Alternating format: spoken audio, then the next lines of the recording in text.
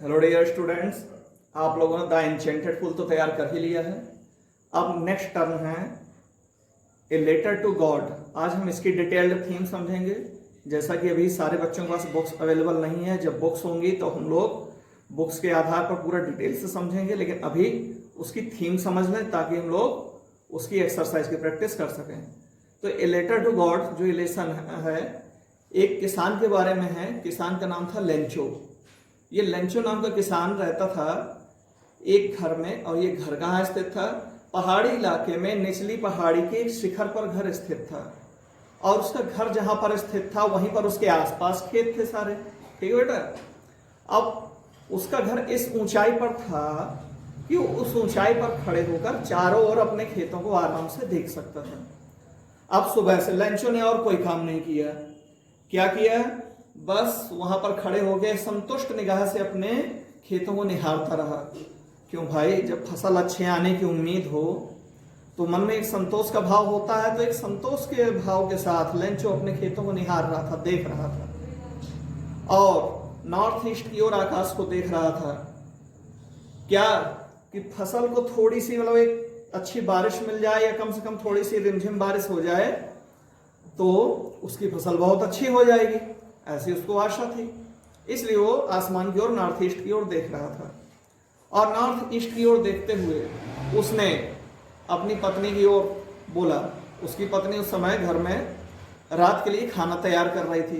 तो पत्नी की ओर इशारा करके कहता है कि सुन रही हो, बारिश होगी, पानी मिलेगा। तो उसने भी अंदर से वही रिप्लाई कर दिया, हाँ हाँ भगवान चाहेगा तो पानी मिल जाएगा, ऐसा उसने उत्तर दिया। ठीक। बड़े लड़के जो थे उसके घर के, वो लोग खेतों में काम कर रहे थे। छोटे बच्चे घर के बगल में खेल रहे थे, और उनका खेलना छोटे बच्चों का और बड़े बच्चों का काम करना तब तक चलता रहा जब तक कि उस औरत ने आवाज नहीं दी, आ जाओ बेटा खाना खा लो, डिनर तैयार हो गया है। सब बच्चे आ गए, खाना चालू हो गया।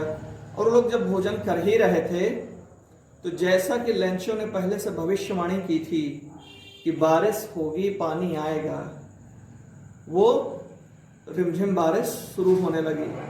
क्यों? क्योंकि पहले ही उसने पर्वताकार बादलों को आते हुए देखा था। तो बारिश शुरू हो गई तो हमारा लेंचो बाहर निकल गया। क्यों निकला भाई? अपने शरीर पर बारिश की बूंदों के स्पर्श का जो आनंद होता उसको अनुभव करने के लिए वो बाहर निकल गया, और बड़ा प्रसन्न था देख करके कि अब बारिश हो रही है तो फसल अब हमारी और अच्छी होगी। ठीक है।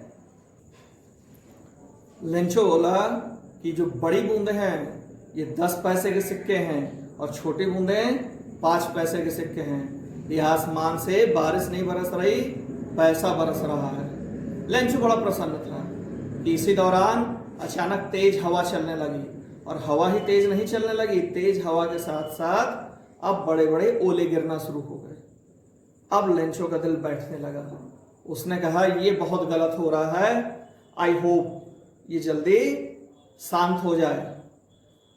और ओले बरसते रहे, और उसके जो बच्चे थे वो बाहर निकल आए और फ्रोजन पर्ल्स, उन जमे हुए मोतियों को उठाने के लिए आ गए, ओले बटोरने के लिए। और ये ओले वास्तव में अब सिक्के जैसे ही लग रहे थे, लेकिन ओले बरसते रहे और घंटे भर तक बरसे, और इतना बरसे कि हर जगह सफेदी छा गई। ओलों से पूरे के पूरे खेत सफेदी से छा गए, मानो कि नमक बिछा दिया गया हो। एक पत्ती नहीं बची पौधों में,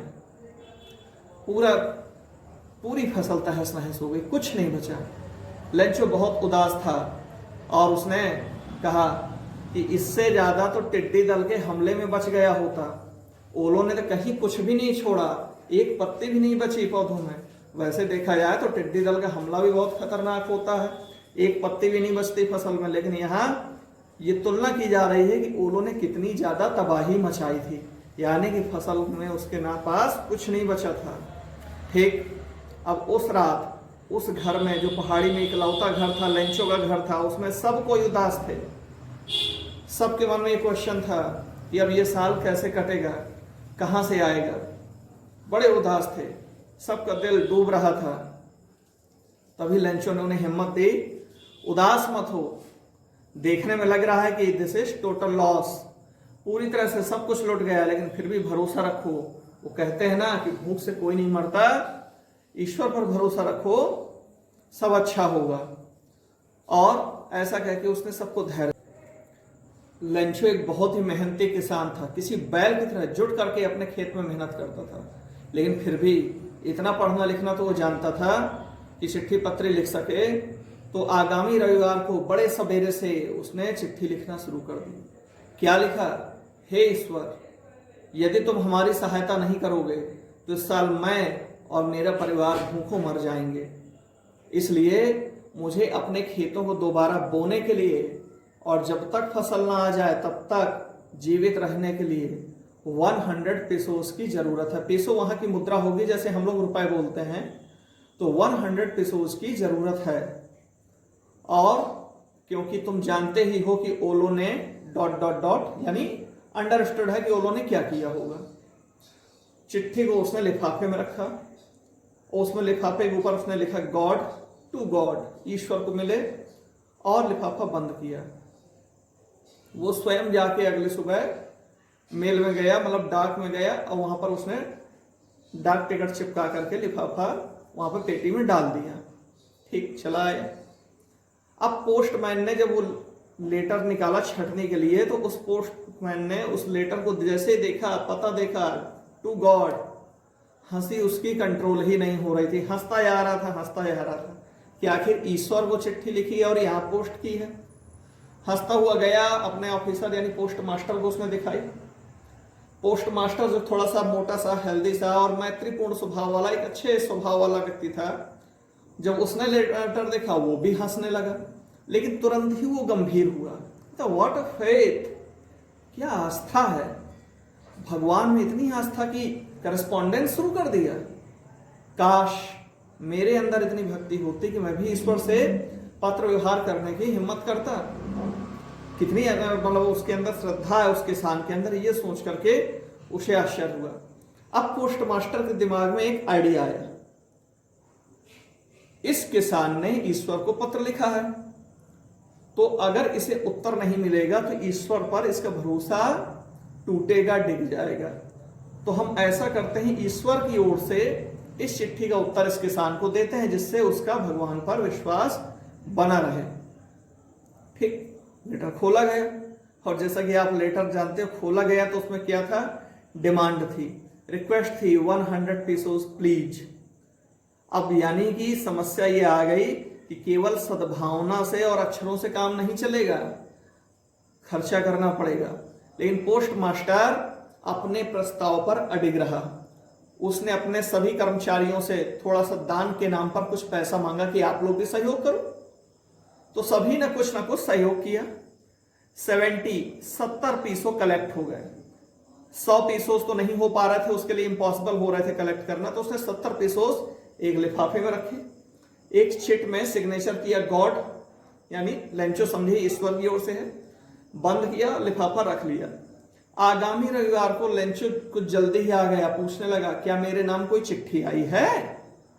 पोस्टमैन ने उसको चिट्ठी दी, और हमारा पोस्ट मास्टर वहीं डाक खाने की देहरी पर खड़े होकर वहीं दरवाजे पर क्या कर रहा था? एक्सपीरियंस कर रहा था, उस कंटेंटमेंट का, उस सेटिस्फैक्शन का एक्सपीरियंस कर रहा था, जो एक नेक काम करने के बाद फील होता कि हमने कोई अच्छा काम किया।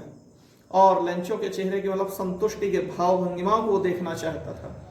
खैर, लेंचो ने पैसा देखा, जरा भी आश्चर्य नहीं हुआ। अरे भगवान में इतना विश्वास था उसका कि मैंने भगवान से पैसा मांगा, भगवान भला क्यों मना करेंगे, उनके भंडार में क्या कमी है, तो पैसा तो आना ही था। तो लेंचो को जरा भी आश्चर्य नहीं था पैसा देखा। ठीक, और जब पैसा गिना, बहुत क्रोधित हुआ लेंचो। अरे भगवान से गिनती में 1 पैसों की गलती नहीं हो सकती, और यहां 30 पीसोस कम है। तुरंत गया खिड़की पर, पेपर, इंक, दूसरी चिट्ठी लिखी फटाफट। और चिट्ठी लिखते समय लेंचो को अपने भावों को व्यक्त करने के लिए दिमाग में सोचना पड़ रहा था, जिसके कारण इस तरह माथे पर सिलवटें आ रही थी, तो रिंकल्स आ रहे थे। खैर, चिट्ठी लिखी, लिफाफा डाला, स्टैंप लिखा, डाक टिकट लिया, उसे गीला किया, ठोका और पोस्ट कर दिया। और हमारा पोस्ट मास्टर तुरंत गया उस चिट्ठी को लेने, शायद थैंक यू मिला होगा, कुछ अच्छे अच्छे भाव लिखे होंगे, किसान ने ईश्वर का धन्यवाद किया होगा। तो ये सोचकर गया चिट्ठी देखने, चिट्ठी खोली तो उसमें शिकायत थी, हे ईश्वर, मैंने 100 पीसों मांगे थे, उसमें से मुझे केवल 70 पीसों मिले। एक बात, हाँ, तो मुझे बचे हुए 30 पीसों तुरंत भेजो। आई नीड इट बैडली, बहुत ज्यादा जरूरत है। और प्लीज अब डाक के रास्ते मत भेजना, क्योंकि all the postal employees are bunch of crooks, बेईमानों की टोली है ये लोग, इन पर मुझे भरोसा नहीं है, तुम अलग से भेजना। ठीक, तो ये कहानी आपको बहुत ही इंटरेस्टिंग लगी होगी। लेसन इजी है, इस पर एक्सरसाइज करने में आपको बेशक बहुत मजा आएगा। तो ठीक है, इसकी एक्सरसाइज हम लोग ट्राई करेंगे आगे चलकर नेक्स्ट क्लास में। तब तक इस लेसन को आप लोग ध्यान से समझ लीजिए, प्ले करके रिप्ले करके अच्छे समझ लीजिए।